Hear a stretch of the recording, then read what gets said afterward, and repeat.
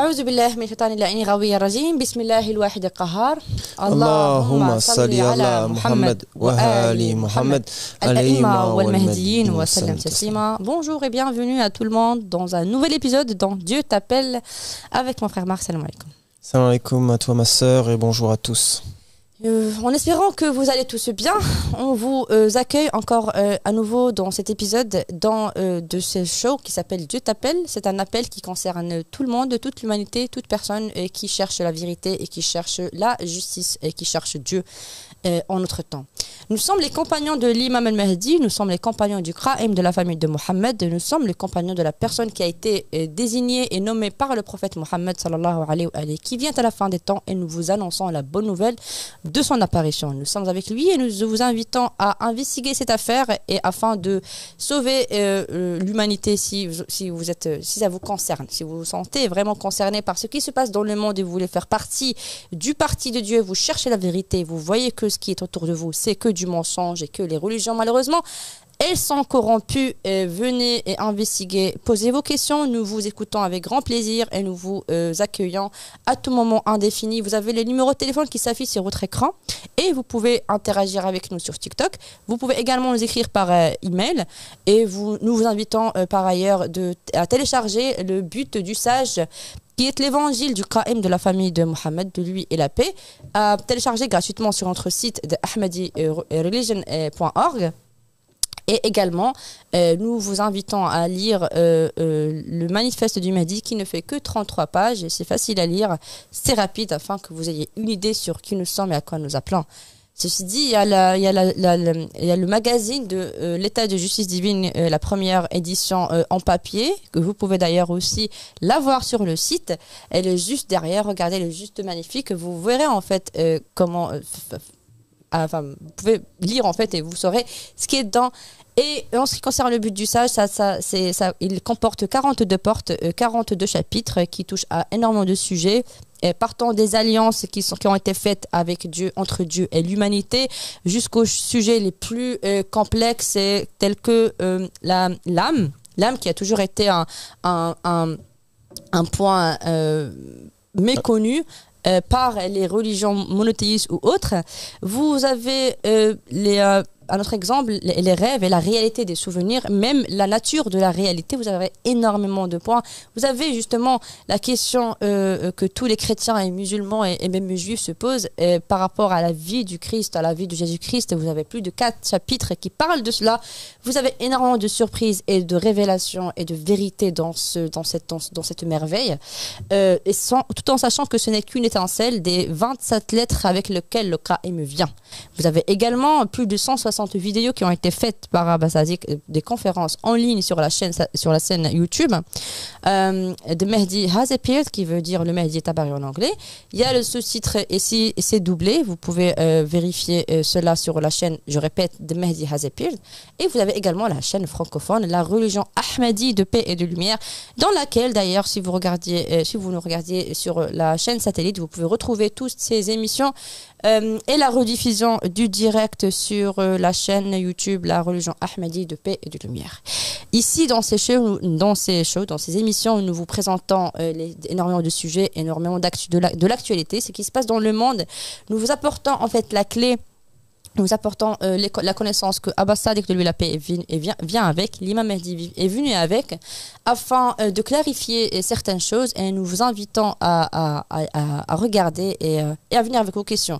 Aujourd'hui, nous allons parler d'un point qui est extrêmement complexe, dans le sens où c'est le centre d'un conflit au Moyen-Orient, qui est la mosquée d'Al-Aqsa. La mosquée d'Al-Aqsa, c'est une mosquée que pour les musulmans, elle est très sacrée. C'est un endroit sacré, c'est un endroit qui est intouchable, qui ne doivent pas du tout l'abandonner, qui sont prêts à se tuer pour cette mosquée.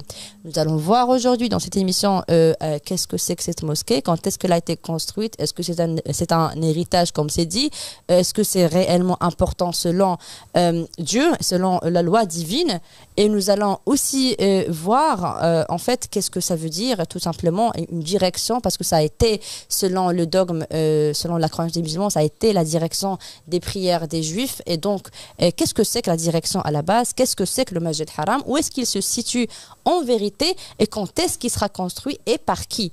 Ce sera ça le point de nos discussions durant cette émission, Inch'Allah, avec mon frère Marc. En tout cas, merci pour cette introduction. Et effectivement, en fait, moi, j'ai beaucoup appris en fait en discutant avec toi sur ce qui se passe, notamment en Israël, et puis sur les différents mosquées en fait qui ont été construites. Parce que c'est vrai que en tant que non-musulman, on n'a pas vraiment cette connaissance, en tout cas à la base, de la différence entre le dôme du Rocher et la mosquée d'Al-Aqsa. Véritablement, en fait, ce sont deux bâtiments qui sont séparés. Ce sont deux bâtiments en fait qui sont construits sur la même zone en fait géographique, proches l'un de l'autre, mais c'est deux choses différentes. Et c'est extrêmement intéressant lorsque tu m'as montré en fait cette narration. Ce fait historique en fait de qui a construit cette mosquée Al-Aqsa et pourquoi. On se rend compte que c'est extrêmement triste ce qui se passe avec le peuple musulman de l'époque qui s'est fait tout simplement berner en fait. Absolument. Et on pourrait en fait, merci pour cet éclaircissement mon frère, on pourrait voir le premier slide, on le lira ensemble et on discutera de ce qui s'est passé réellement et comment cela avait totalement commencé tout de départ. Donc nous avons en fait, c'est la biographie du prophète Mohammed sallallahu alayhi wa sallam à l'année après sa mort, l'année 66, c'est durant la dynastie des Omeyyades. Donc qu'est-ce que ça dit? En l'an 66 de l'Hégire, Abd al-Malik ibn Marwan commença la construction du dôme sur le rocher de Beit al-Maqdis à Jérusalem, ainsi que l'édification de la mosquée Al-Aqsa. Les travaux furent achevés en l'an 73. La raison de cela était qu'Abdullah ibn Zubayr s'était emparé de la Mecque. Abdullah ibn Zubayr, il faut rappeler que c'était un fils d'un compagnon du prophète Mohammed sallallahu alayhi wa sallam qui a justement pris... qui a quitté en fait qui quelque part qui s'est déclaré innocent de Ahlul Bayt après la mort du prophète Mohammed, donc il a voulu l'autorité, il a voulu gouverner en son nom quelque part, donc il s'est un peu rebellé de Omeyyades. Donc qu'est-ce qu'il dit? Que Abdullah ibn Zubayr s'était emparé de la Mecque, il prêchait durant des jours de Mina et Arafat, lorsque les gens affluaient à la Mecque et critiquaient Abd al-Malik évoquant des défauts des Banu Marwan. Il disait, le prophète, paix et bénédiction sur lui, a maudit Al-Hakam, ancêtre des Omeyyades, et sa descendance.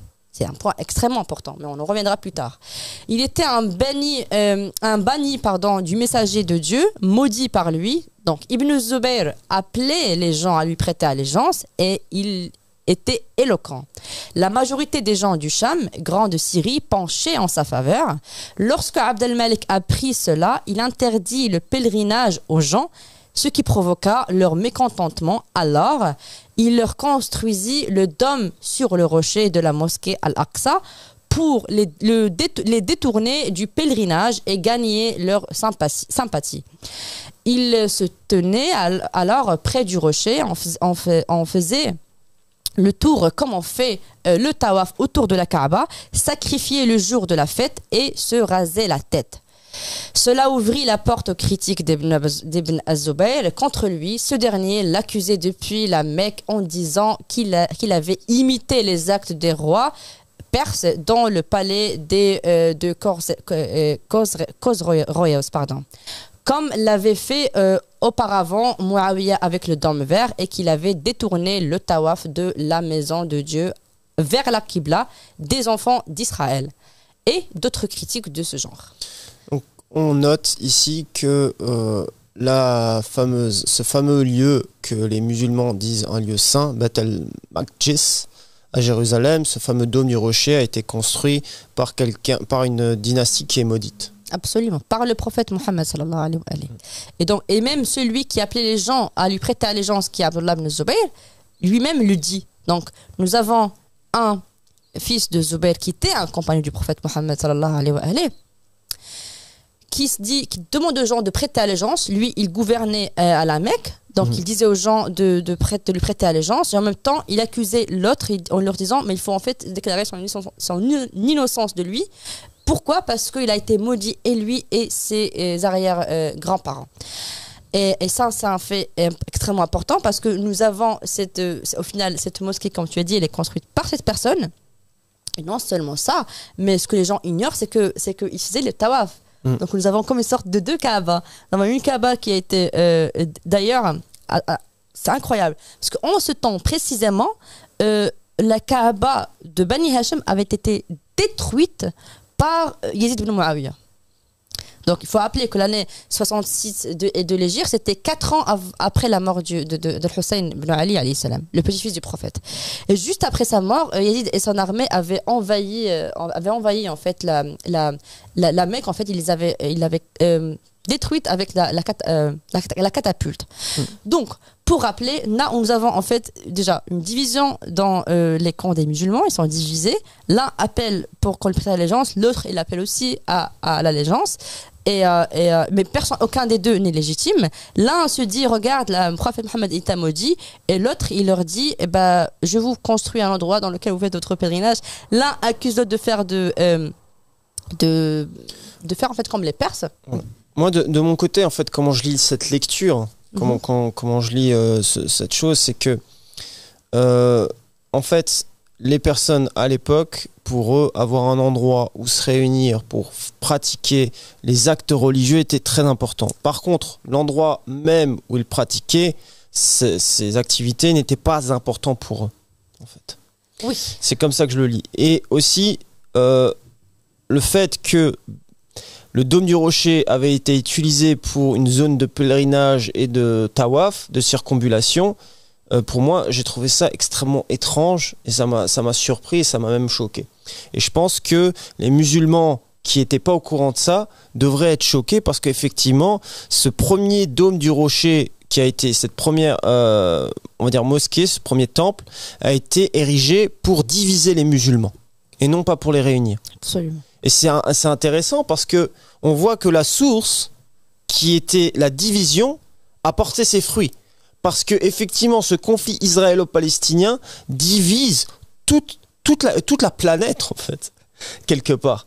Et c'est extrêmement intéressant de voir l'origine même de cette construction qui est maudite. Pourquoi elle est maudite? Parce que la personne qui a commandé cette construction était une personne qui a été maudite par le prophète Mohammed, de lui et la paix et sa famille. Et on sait très bien que lorsque le prophète maudit, c'est Dieu qui maudit et Dieu sait qui sont les personnes qui veulent être bien guidées et qui sont les personnes qui vraiment poussent et appellent au feu et combattent les envoyés de Dieu. Absolument. Et puis en parlant de ces gens qui sont maudits, non seulement ils ont été maudits et que Ibn Zubayr le sait et que les gens le savent, mais ça a été même dit dans le Coran. C'est l'arbre maudite. Parce qu'il y a deux arbres. Il y a l'arbre Taïba, Shajara Taïba, il y a Shajara al-Mal'ouna. Et le prophète Mohammed sallallahu alayhi wa sallam et sa famille, quand on leur a demandé qui c'est cet arbre, il a dit Banu Umayya. Donc c'était bien connu, et en plus c'est même dans les livres des musulmans actuellement. Donc juste pour un petit rappel. Et si vous aviez remarqué, chers spectateurs et mon frère Marc, c'est que vers la fin c'est dit qu'il a remis en fait vers la direction des Juifs, de la Qibla des Juifs. Et donc là, on est en train de... C'est comme si, en fait, le prophète Mohammed sallallahu alayhi wa sallam décide qu'il y ait une direction de prière vers Dieu. Et Mohammed, Dieu et son messager, décide que la direction des musulmans soit vers la Kaaba de Bani Hashim. Et tu as, en fait, Abdel Malik ibn Marwan qui vient pour changer cela, comme si c'était un prophète, et la remettre à l'ancienne Qibla du départ et celle des Juifs. Donc maintenant, la question en fait qui s'impose, c'est qu'est-ce que c'est qu'en fait la Qibla? Qui est? Enfin, pourquoi la Qibla? Qu'est-ce que ça représente la Qibla? C'est important en fait ce que tu viens d'amener là, parce qu'on se rend compte que plusieurs leaders, plusieurs chefs autoproclamés avaient construit en fait des lieux de prière, des temples, des lieux de circumambulation où les gens en fait pratiquaient exactement ce que les gens aujourd'hui pratiquent à la Mecque.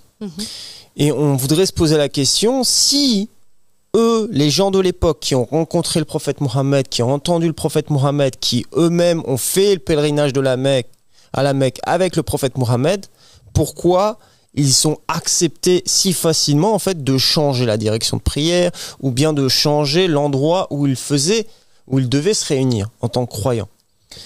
Et c'est important qu'on ramène ça parce que ça voudrait dire que la Qibla, l'endroit n'est pas important, mais c'est le leader lui-même qui est important. Absolument. Et qu'elle peut changer à tout moment. S'il avait changé dans le passé, très peu d'années après la mort du prophète, alors que sa famille est encore là, ils sont encore en vie, ben, qu'en est-il là maintenant? Donc, 1400 ans plus tard. Et qu'est-ce que c'est que la Qibla? Et pour cela, si tu me permets, mon frère Marc, on voit le prochain slide, s'il vous plaît.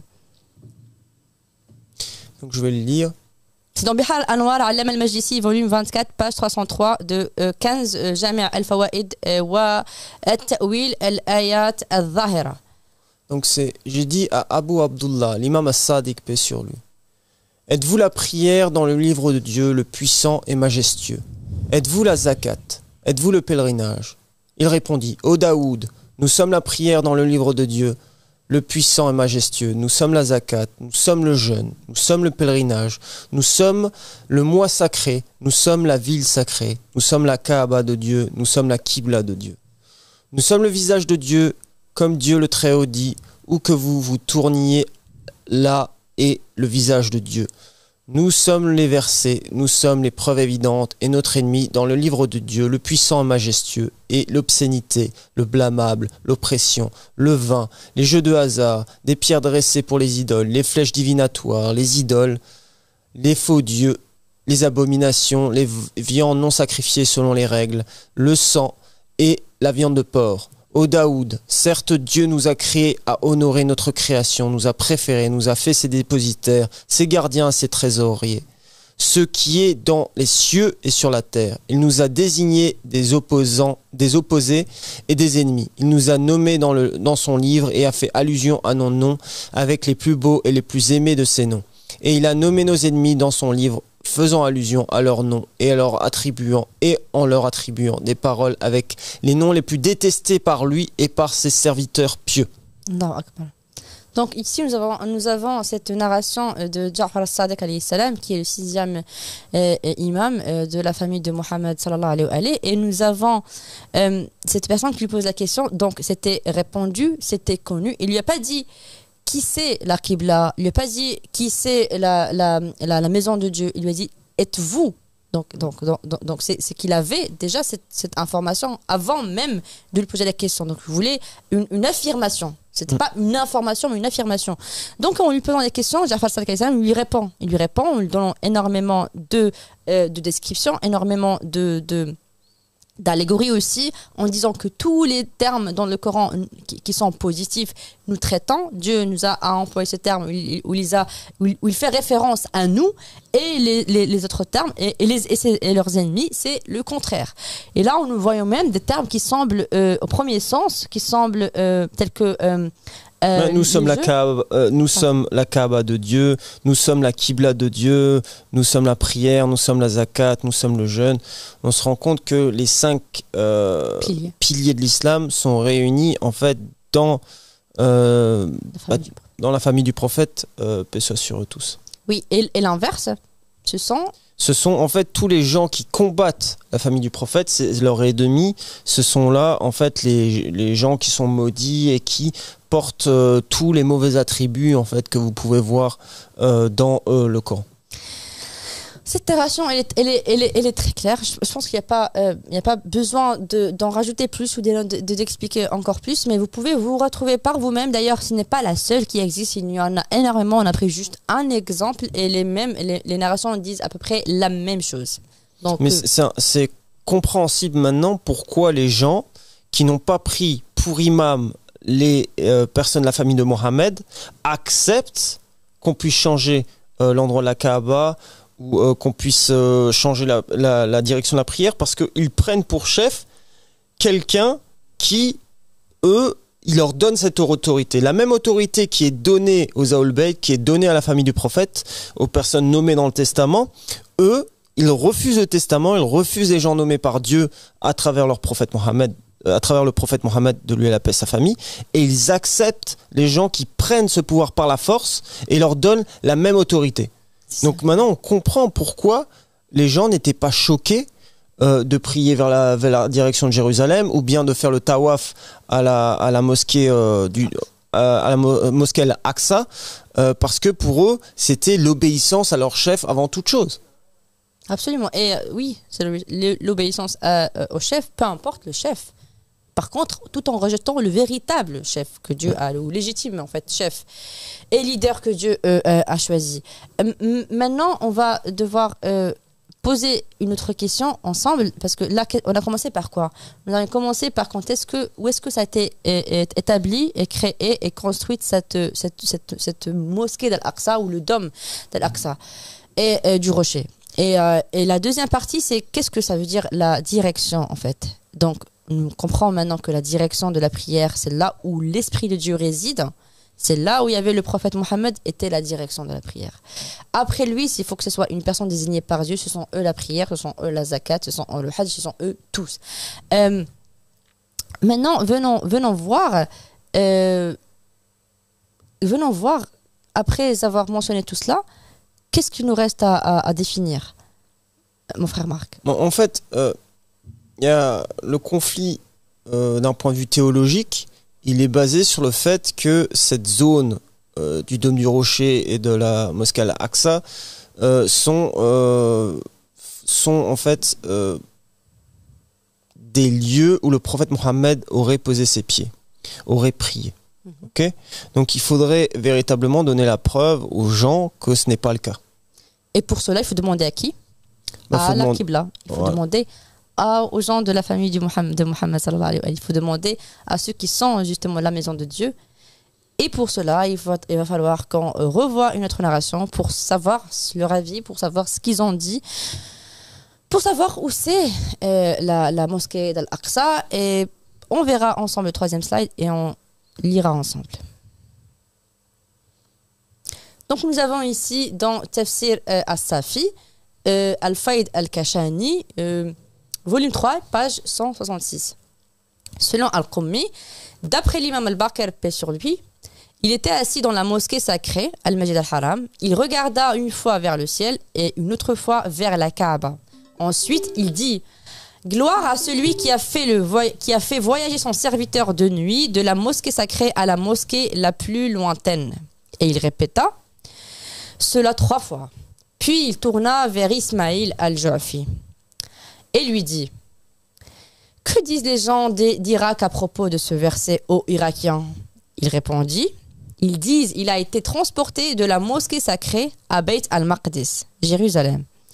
L'imam dit: ce n'est pas comme ils disent, mais plutôt il a fait voyager de Seth en montrant la Kaaba à celle-là, en pointant vers le ciel. Donc je reprends: ce n'est pas comme ils disent, mais plutôt il a fait voyager de Seth en montrant la Kaaba à celle en pointant vers le ciel. Et ce qui est entre les deux est sacré, haram. Et d'après Al-Ayashi, d'après l'imam As-Sadiq, paix sur lui, on interrogea au sujet des mosquées qui ont une vertu particulière. Il répondit: la mosquée sacrée de la Mecque et la mosquée du messager de Dieu à Médine. On lui demanda: et la mosquée d'Al-Aqsa? Il dit: celle-là est dans le ciel, c'est vers elle que le messager de Dieu, paix sur lui, et sa famille fut transporté. On lui dit: mais les gens disent que c'est Beit al-Maqdis à Jérusalem. Il répondit: la mosquée de Koufa est meilleure qu'elle. Donc, en gros, on comprend quoi? On comprend que la mosquée Al-Aqsa, dont ils disent que le prophète Mohammed a prié, en fait, c'est pas ce véritable lieu. Non. En fait, c'est dans un lieu qui se trouve dans le ciel. Et on se rend compte de quoi? On se rend compte que les savants musulmans qui connaissent les narrations ont berné, en fait, et ont menti pendant des années pour pousser les gens, pour pousser notamment les musulmans au conflit, pour dire qu'il faut absolument protéger ce lieu saint, que c'est un lieu où le prophète Mohammed a posé ses pieds, où il a prié, et que c'est intolérable que ce soit quelqu'un d'autre que les musulmans puissent avoir ce lieu pour eux. Absolument. On dirait qu'ils ont créé un ennemi afin de détourner l'attention en fait du mensonge qu'ils font, de minbar, de la place du prophète Mohammed sallallahu alayhi wa sallam qu'il usurpe sans aucun droit, de ces dirigeants tyrans qui épuisent en fait ces peuples et qui les persécutent.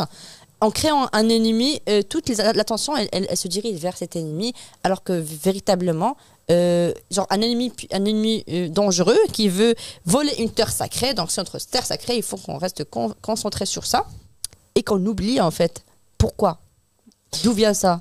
Et en fait il y a deux choses choquantes, c'est qu'à travers cette narration et à travers aussi les propos d'Abdullah Hacham de la paix dans son dernier discours concernant le conflit israélo-palestinien, c'est que il montre clairement que les savants ont menti, ont jeté en fait au feu de l'enfer énormément de personnes qui se sont sacrifiées pour cette soi-disant lieu saint, ok. Et d'un autre côté, il donne l'innocence de ce conflit, ok. Il rend innocent Dieu et son messager. Donc, absolument. C'est un point extrêmement important, c'est que il montre d'un côté que les savants de l'égarement qui parlent au nom du prophète Mohammed sont des menteurs, sont des imams qui appellent au feu de l'enfer. Et d'un autre côté, il montre et il nettoie en fait, il nettoie l'honneur et il nettoie la religion et les enseignements qu'ont apporté le prophète Mohammed, parce que le prophète Mohammed n'est pas à l'origine des conflits du monde. Il y a beaucoup de personnes qui disent oui, au nom de la religion, au nom de l'islam, au nom du prophète Mohammed, il y a les musulmans qui ont fait ça et qui ont fait ci. Bah, là, un des exemples qu'il a donné, c'est que c'est faux. Le prophète Mohammed n'a jamais posé les pieds dans ce lieu. Il n'a jamais prié là-bas. Et puis même, le prophète Mohammed n'acceptera point que cela se fait en son nom, ou ces sacrifices, ou ces massacres se fassent, ou ces génocides se fait en son nom. Donc, c'est important ce que tu viens de dire, mon frère, parce que tu as dit qu'il a innocenté, c'est-à-dire de lui, il a payé le qa'im de la famille de Mohammed, Abdullah Hashim, il a innocenté le prophète Mohammed sallallahu alayhi wa sallam de ce qui se passe dans le monde. On vous a répété à maintes reprises que Dieu et son messager sont innocents de ce qui se passe dans le monde. Ils sont innocents de cet injuste que le monde, que le peuple subisse. Donc, toutes ces persécutions que vous voyez dans le monde au nom de Dieu, au nom des religions, les messagers et Dieu sont innocents de tout ce qui se passe. Ça, par contre, c'est le plan de Iblis et son armée. C'est d'utiliser la religion pour des fins catastrophiques, afin de maintenir en fait le contrôle sur ces gens, afin qu'ils suivent en fait la foule. Et pour cela, donc on reprend. Maintenant, on sait qui a construit la mosquée. On sait que ce n'est pas Mohammed et sa famille. On sait qu'est-ce que la Qibla, la véritable Qibla veut dire. On a demandé maintenant, on a vu qu'est-ce que la Qibla, Mohammed et sa famille, sallallahu alayhi wa sallam, ont dit par rapport à cette mosquée. On sait maintenant que ce n'est pas la mosquée d'Aqsa. On sait qu'elle ne se situe pas là-bas, qu'elle se situe ailleurs. Et on sait que la mosquée d'Al-Koufa, là où l'imam Ali a été assassiné, la moitié du mois de Ramadan, un vendredi, un mois sacré, un jour sacré, par Muawiyah. Il faut rappeler que Abdurrahman ibn Muljam, il a été payé par Muawiyah, qui est encore une fois un Umayyad, qui est maudit, et lui, et sa descendance, et ses grands-parents.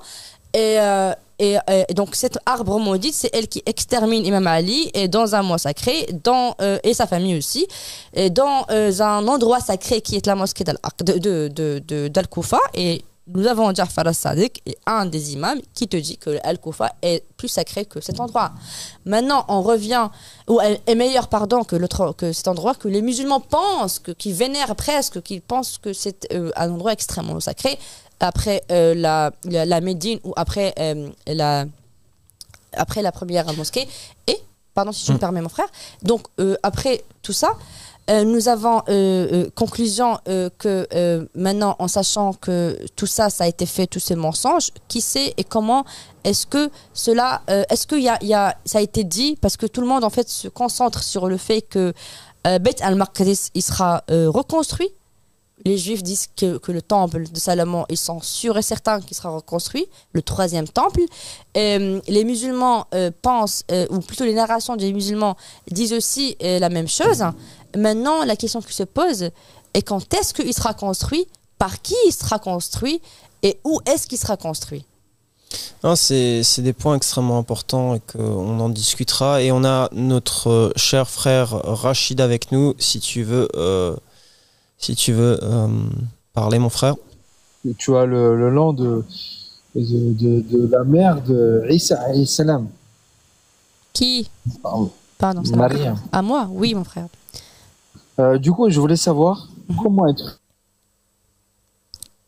Comment ça coupe, mon que frère. le Mahdi est comment être sûr que le Mahdi est le Mahdi. Est-ce que tu peux me prouver ta véracité de tes propos? Comment prouver que le Mahdi est le Mahdi? Et comment être sûr de tes propos? D'accord, mon frère. La réponse est très simple. Si tu savais comment reconnaître que Mohammed est un envoyé de Dieu, tu sauras comment reconnaître le Mahdi, que c'est le Mahdi. Parce que Dieu a toujours laissé un moyen pour reconnaître un envoyé de Dieu. Et ce moyen n'a jamais changé. Et ce moyen, tu l'appliques aujourd'hui et tu sauras qui c'est lui. Comment on a su? Par le testament du prophète Mohammed. Comment on l'a su? Par sa connaissance. Comment on a su? Par à quoi il appelle. 3 choses. Testament, connaissance et la suprématie de Dieu, si ça vous dit quelque chose. Je ne sais pas si tu m'écoutes, mon frère Rachid. Je pense qu'il y a un souci avec le son. Oui, il avait Non, je t'écoute, désactivé son micro. Non, je t'écoute, je me suis muté pour D'accord. laisser la parole à tout le monde. Et en fait, est-ce que tu me permets de dire ça? Je doute encore, lors d'aujourd'hui, de la véracité d'Al-Mahdi. Et parce que plusieurs personnes me disent, ben, en fait, le Mahdi, si c'est le Mahdi, il n'est pas censé dire je suis Al-Mahdi.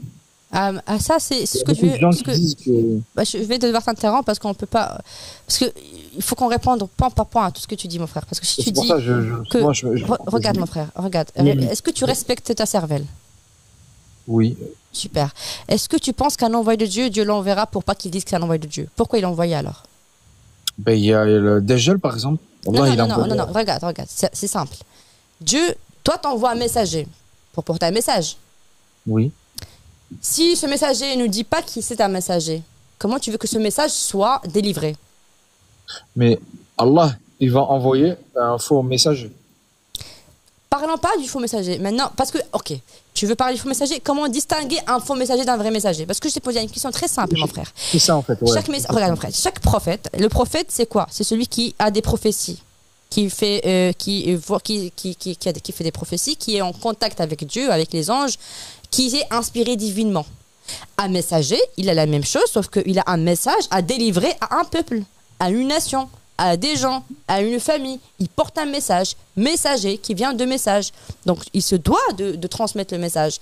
Et pour cela, il faut qu'il dise que je suis un messager qui porte ce message à toi. Donc, s'il ne dit pas que je suis en fait le Mahdi, comment tu veux que les gens le connaissent? Mais le faux messager dira qu'il est un messager. Parfait. Et donc, comment distinguer entre le faux messager et le véritable messager? Ma question, oui.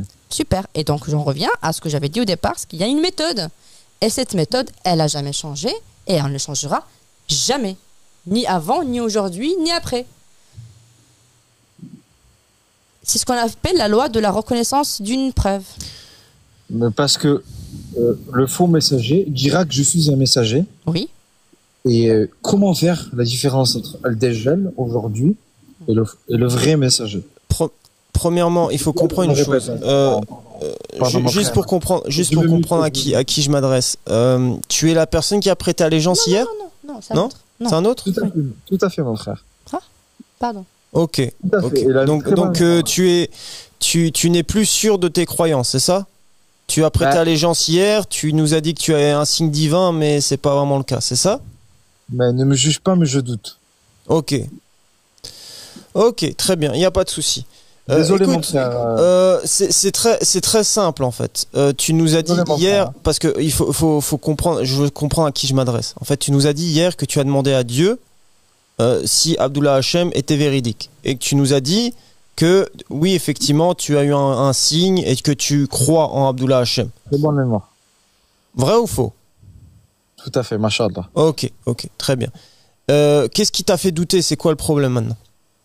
C'est parce que les gens autour de moi me disent en train de suivre peut-être le Dajjal.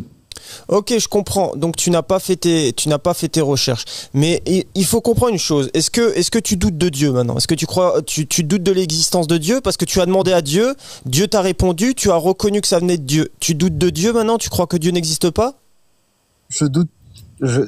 Non, je doute pas de Dieu. Ok, donc si tu doutes pas de Dieu, comprends bien une chose.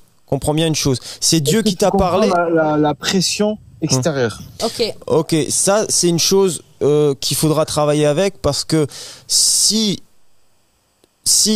tu réalises que hier tu as eu un message de Dieu, d'accord, et que tu as compris que ça venait de Dieu et que tu as accepté que ça venait de Dieu, ça c'est le premier message, il vient de Dieu. Le deuxième message, il viendra toujours d'Iblis. D'accord? Donc à partir du moment, avec ces éléments-là, il faut déjà que tu apprennes à construire ta relation avec Dieu et que Dieu n'égare pas un sincère serviteur. Tu as parlé à Dieu de manière sincère et Dieu t'a répondu. Tu as accepté le message de Dieu en disant voilà, Dieu m'a répondu, Abdullah Hachem de lui et la paix est bien un envoyé de Dieu. D'accord? Maintenant, tu ne connais pas cette religion, il n'y a pas de souci. Nous, on peut te l'expliquer, mais il faut avoir la certitude que Dieu t'a bien délivré un message. Parce que dans ce cas-là, on est obligé de parler de la source du problème qui est que, en fait, tu as des doutes sur Dieu, quoi. Autour de moi, on est en train de rigoler de moi. Ok, c'est normal. Je veux dire, c'est la sunna des prophètes et des messagers que de se faire moquer, que de se faire de se faire menacer de mort, etc. Je veux dire, c'est quelque chose qui arrive constamment. J'ai pas mis la vidéo, mais comme toi, mon frère, je porte un bonnet parce que je suis d'accord avec. Et on me dit, mais on se fout entre guillemets, on se fout de ma gueule. Ok. Oui, c'est normal, c'est tout à fait normal qu'on se foute de toi et de ce que tu penses et de ce que tu crois. Comme il est dit, tous prophètes et messagers ont été moqués, mon frère Rachid.